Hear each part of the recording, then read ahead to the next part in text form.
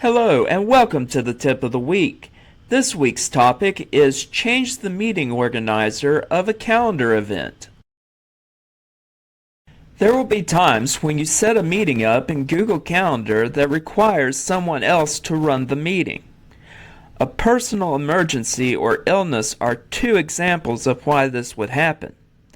Google has made a way for you to change the owner of the meeting so that the new person running the meeting has all the meeting information.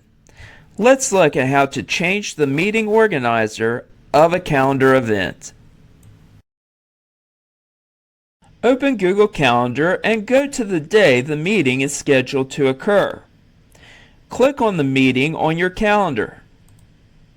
In the pop-up, click the three vertical dots in the upper right corner.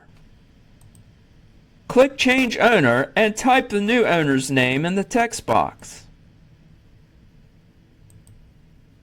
You can choose to use the default text in the message text box or create your own.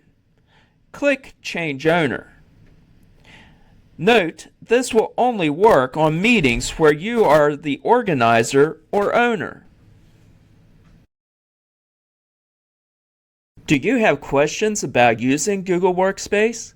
There are several resources available. The links and contact information are listed here.